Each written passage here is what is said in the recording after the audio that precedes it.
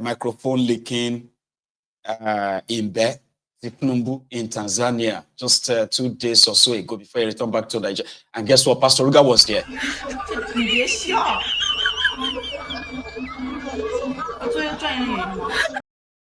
That's the microphone leaking also called Tinubu, by the way. So we saw him with Pastor Ruga 2 days ago. You know, it's kind of like a moment anyway. So I have a copy of that, I think. I'll show you. There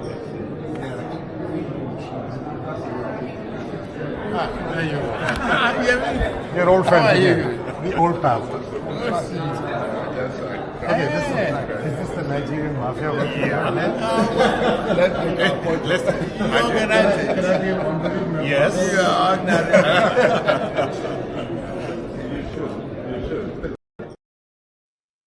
That was it with Kolu in Tanzania. And the other guy, Dele Alakori, who is your minister for solid minerals. Yeah, you know, you don't see much of him.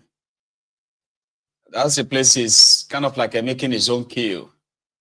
They promised to give him his own security. Remember, Dele Alakori had his own army, kind of, so that he will be able to provide, you know, off-the-record security for the illegal miners in Nigeria as long as they cut him a deal. They've got one with Macron in France, right? But we have no idea how many others who are currently in Nigeria mining different kind of resources, like illegally. But since Dele Alakori will be the one to say it is legal, it is not, right? So it was seen with Dajaguda, the former Jigawa governor, who is now your Minister of Defense, talking about defense. I've received very, very warm and robust cooperation from him and from the Minister of Defense, all centered around the development of our minerals in Nigeria. And we have been marketing this mineral sector in the last 1.5 years, and we are recording, you know, very beneficial responses, even from the big players in the industry outside Nigeria. And believe me, Mr. President is happy with the steps we are taking so far and the results that are manifesting for the benefit of Nigeria. And we are going to do. I've received nuisance, Lele. For the benefit of Nigeria. Ask Dele Alakori how much has been, I mean, you know that tons, tens of thousands, hundreds of thousands, if not millions of tons of your resources have been illegally mined and they are being ferried out of Nigeria every day. Well, when you ask them, how much have you made from the solid mineral sector? I remember him saying something like they have made $2 million or something like that. I can't remember. I think, is it $2 million or $20 million? You know, the usual way of them just dropping numbers, but you don't have to prove anything to you. Nigeria, mineral-rich country. So that was in with the Nasarawa governor, as well as the Jaguda of Jigawa, who is now a Minister of Defense, Badru. All right? So everyone expected Tinubu to put Dele Alakori in charge of information, but they're like, no, disappointed because the guy want to make his money. I don't want to be information about mineral resources. And it's everywhere. He was with Tinubu, where they went on to sign this Memorandum of Understanding with Macron for what they call unique mineral resources or something like that, to be given to the French businesses in Nigeria, in northern Nigeria, to start with. Fair enough, they are not really touching a lot of stuff in the southern part of Nigeria, except the ones they are already tapping, by the way. You know, that was Dele Alakori. The other guy, Tinubu's tax collector, was also kind of stopped by journalists earlier. I think it was yesterday as well. I can't remember his name, right? I think I do remember his name, but it doesn't really matter. So he was talking about something here, and I want to share that with you as well. Listen to this on your economy. Okay, thank you very much for your question. If you listen to what we've said last year, we have the target of 19.4 trillion. through focused leadership and collective effort of all members of the staff, we collect 21.7 trillion, as you've seen in what we've presented. So based on that, for 2025, we have 25 trillion. If you look at our antecedents, we are a data-driven organization, and tax collection is intelligence gathering. So based on what we know and the conducive environment that Mr. President has given to the business in anticipation of even the passing of our tax reform bill that will make environment more conducive for all the taxpayers. So we are confident with the professionalism of our staff that we'll be able to achieve 25 trillion that we've committed. So how do you intend to block leakages this year, different from other strategies? You've seen in our strategic roadmap that we focus more on training, using of technology, and have conducive environment. So when we have this, blocking of leakages comes from having implementable laws. Because why you see people going away with our revenue is because there are lapses in the law. And in the wisdom of Mr. President, we send a bill to National Assembly. Hopefully, the bill will be passed this quarter. So it is our strategy to block all identified loopholes and the use of technology. What should taxpayers expect this 2025, sir? No, they should expect better service, like we've said, and we've seen that trajectory from us, that we are service provider. Taxpayer are our customer. So we provide service to them. We collect money from them. So Mr. President's mind or decision is to make sure that the taxpayer have conducive environment to do their business, because it is when they are prosperous that will also have something to do. Don't forget, Mr. President's mantra is that he will not tax poverty, it's only prosperity. We focus on income, not your own investment. And then we only focus on returns from that investment. So we are not there to tax poverty. So they should expect the cooperation from us this year. And then we look forward to achieving these wonderful targets that we have. Yeah. So they are targeting 25 trillion naira as money they will collect. And since they are just collectors, right? Who brags about IGR, but they never brag about investing the same IGR on your development, okay? Normally, right, if you have so much, if you are to make so much money from taxes, right, it simply means you have to invest the money in the people as well, in the infrastructures that kind of like will help boost their business. These ones don't care about all of that, What they care about is how much they can take from you, all right? And then they go to the media to celebrate it. I remember that we plan to generate, to take 19 trillion. Then we ended up taking 21 trillion. See? So what did you do with the 21 trillion? Well, our job is to collect. We are not the ones to do something. You can go and ask the people that are supposed to do something. Anyway, I saw that on the side and I was going to share that with you. Now, going forward again, there is this kind of like, I don't know if I should call it a protest, right? It happened in Owerri, in Imo State. So they said that the state high court is vibrating, is shaking. I'll show you the picture, but let me show you the video first.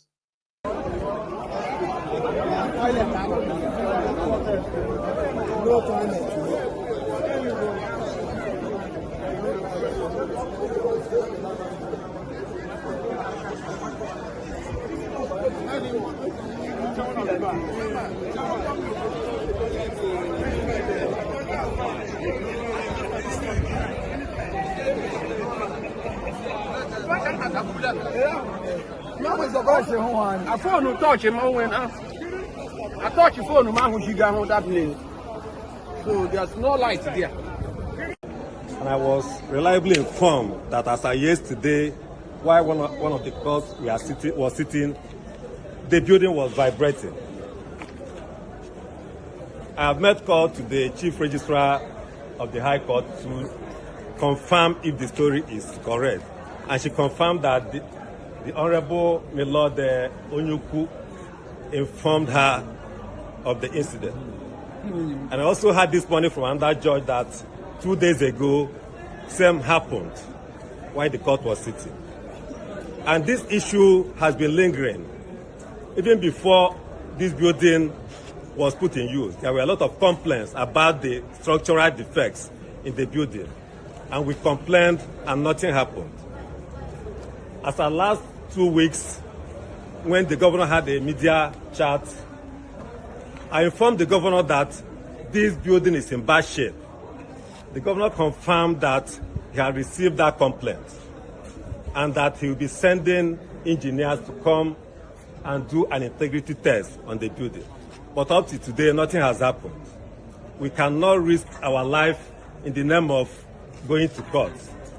So we are saying for now we should suspend, at least for 1 week, the use of this building until the proper thing is done. What is the proper thing to be done?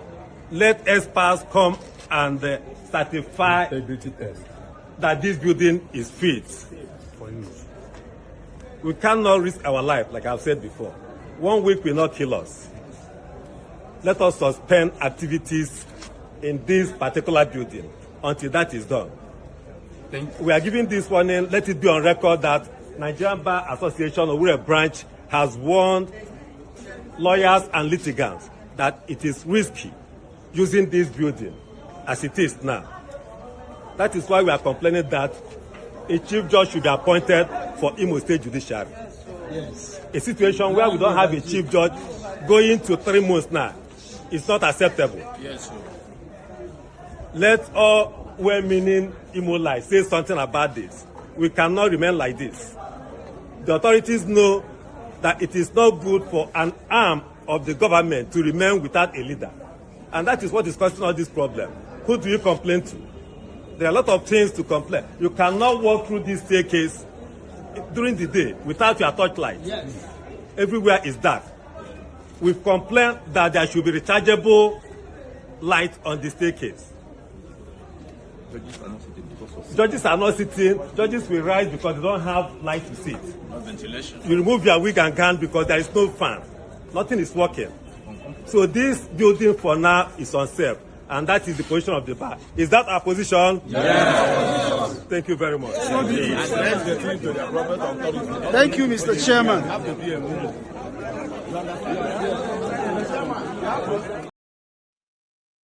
Defective building, which can also lead to a bigger catastrophe if nothing is done. Take a look at the building in question. That's the building.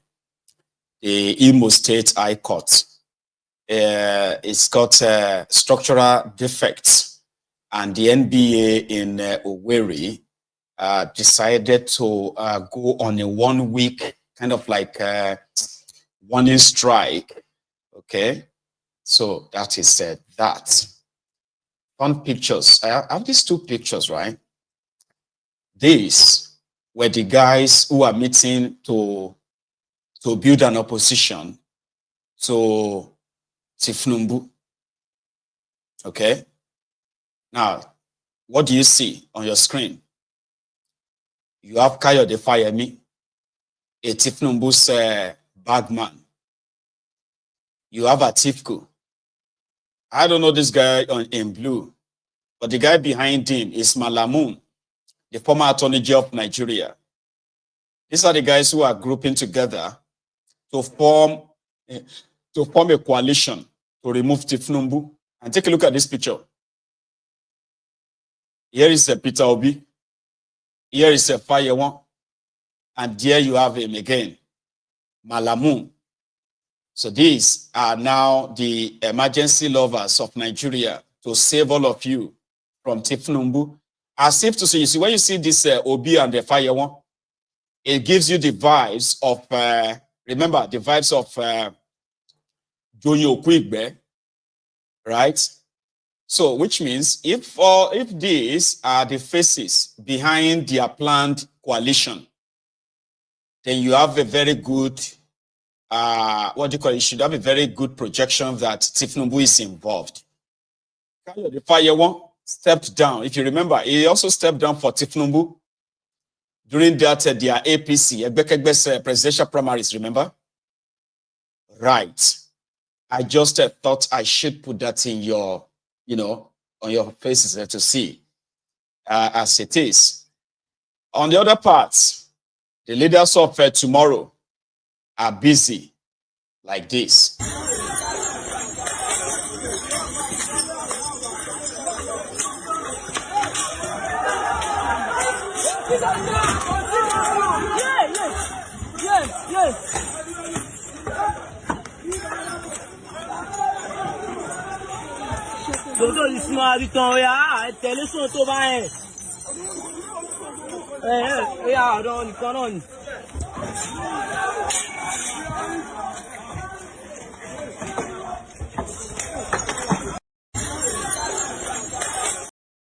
Our leaders of tomorrow.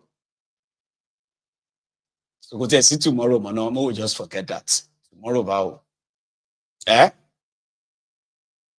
Anyway, finally, I saw this as well in Lagos, where it is believed that deliberately the road sign that she said this is one way, this is BRT lane, they have been deliberately removed so that any violator can be extorted, and a lady put up a fight in what is now an investigation situation or something like that. Watch. I was not in BRT lane, no. I was not in BRT lane. We've not entered BRT lane. I'm begging you. I use my woman in use my mother. What is my mother? This mother cannot know my mother. I will die, I'm begging Nigeria to help me. I'm begging the one Nigeria to help me. This my mother cannot go anywhere. So there is graduation for Caleb University. The one Nigeria know. The one Nigeria know.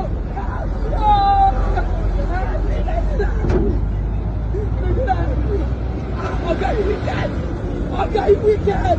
It's not the meaning of convocation. It's not the meaning of convocation. I'm recording. Okay, you wicked. Okay, you guys. I'm begging, I'm begging. This matter cannot live here.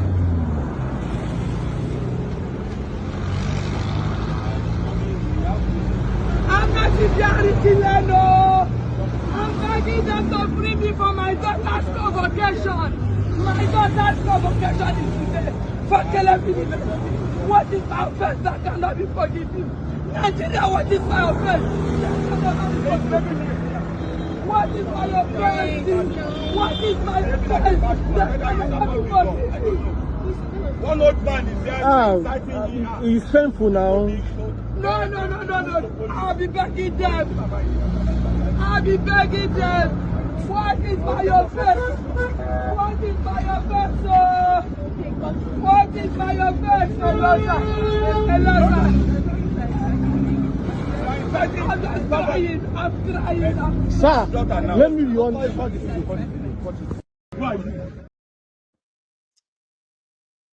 I don't know what to say other than if a road is one way or bus lane, in my own opinion, there should be a kind of mechanism put in place, right? That one doesn't really have to have contacts with extortionists, okay? And you don't have to take anybody's car. What you have to do is that once you take their plate numbers, right? And that's it, wherever it is defined, you send it to them and you find them. Are your cars not registered to your addresses? Like, this whole thing is not a rocket science. We all understand. You see the reason why she's begging, hey Joe, please, forgive me and all of that stuff. It's because those who are going to tow a car, right, they will make a problem compounded. Their intention will be to extort her, and then they will make her pay for the towing vehicle. Why are you towing her? Take a number, a car, a registration number. Then send a letter to her of what she's committed. And give her a room to defend herself. In most cases, people just pay the fine and move on. And if she feels like she didn't do anything wrong, you have the mechanism, you have this image capture, right? Number capture, and it has already captured her in there on that lane. Then she doesn't have to have any contact with all these guys on the roadside who are just there. Imagine those ones who are doing towing vehicle. I remember when I was still in Nigeria, right? So you have the people doing towing vehicle. Their job is to tow any car that breaks down on the road in order to clear the traffic. But in most cases, right, some of them are working with, FRSC, or so what do you call those ones? Federal Road Safety Corps, right? So that if they, or LASTMA, sure you get, so that if they have any car that they want to impound, okay, so this towing vehicle will be there, sharp, to tow you to the office.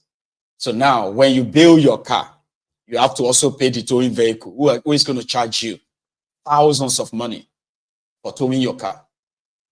Is that crazy? But that's what I will do. But it is Nigeria. They will say, it is always using abnormalities to try to turn it into anything normal. Nothing is normal in that place. So just do your best never to be a victim is the advice that you will be given. So I think I should draw my curtains here. I want to take calls. Do you think we're up for that? So I am going to take a short break. Right? And if I come back, when I come back, if the line still kind of like works, right? Then we can have a chat around the conversation we've had there today, or this evening rather, okay? And yes, if you have anything you want to add or, to this, you would have your own shot when I come back. The number is right there on your screen. Happy New Month, brethren. And if you have to go as well, remember, like the broadcast, okay? That may be the only thing you haven't done. And then share it as well. I will be back in a minute or two. Don't go anywhere.